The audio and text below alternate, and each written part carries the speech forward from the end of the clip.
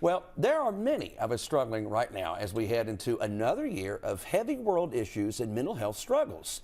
Whether you're in a relationship or single, many want to distract themselves and look externally for validation. But the key is really looking within. Ooh, okay.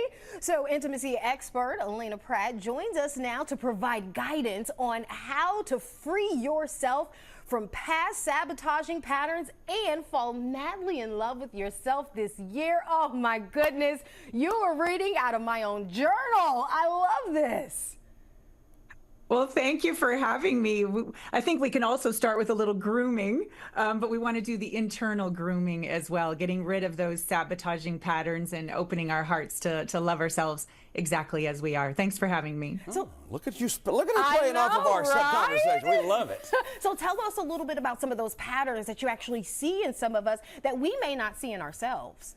Yeah, well, we're pretty, we blame others, right? We blame others. How could you? But we also blame ourselves, right? And that keeps us stuck in the past, stuck in our head. And what we want to do instead of blaming others or self is drop into the body and feel those tough feelings, because on the other side of that pain is a discovery that no one and no thing has power over us. We are not victims.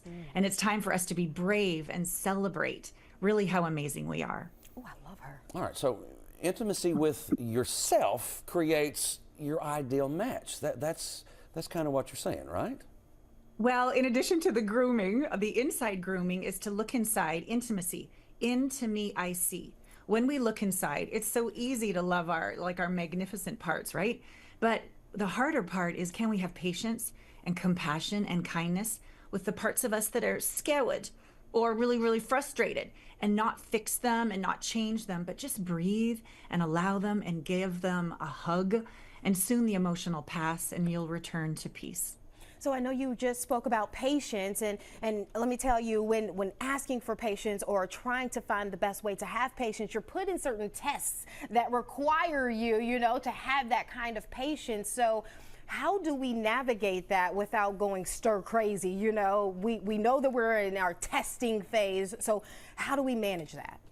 Yeah, it's called sitting in the fire. It's really easy just to distract on your phone or have another glass of something, right? But it's harder to sit in the fire and breathe and be with yourself. I like to call it little you that's inside of our heart. We don't want to go inside with a 2x4 and say, be quiet.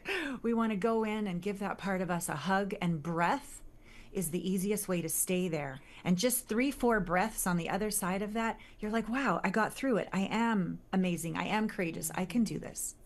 And if folks are curious about more of your methods and more of your teachings and information, how can we find out more about you, and where can we just read up on everything? Thank you. Well, my YouTube channel has 5.6 million views, so a lot of videos there. I have a podcast, Intimate Conversations. We're in season 13 now, so lots of resources there. And I would just ask everyone, please go get yourself 12 flowers today.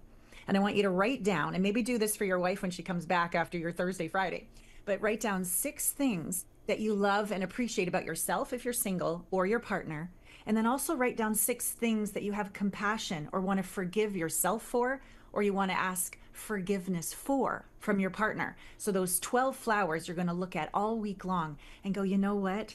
I have a deeper connection to myself, and I have a more authentic connection to my beloved.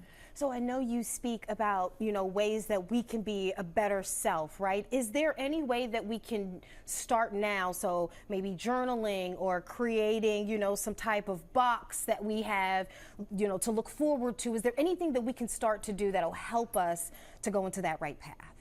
Yeah, I love journaling. I love a little note box that you can send love notes to yourself every day. But just that idea I said a moment ago with these 12 flowers, a lot of times we give flowers out of obligation. But if you really give them with the intention, like you even make it a ritual, light a candle and put 1 flower in the vase one at a time with why you love yourself and why you forgive yourself. Or you can do this live in front of your partner and really sit them down and say, here's why I love you and here's why I apologize. When you look at that bouquet of flowers all week long, you're going to feel a deeper heart connection to yourself and your partner. Okay, when you said that, when you sit down with your partner, how do you know if it's you or if it's truly your partner, because sometimes we'll sit there and, like you said, we'll take on all of that. We'll say it was us, it was me, I'm sorry, but sometimes it's not us.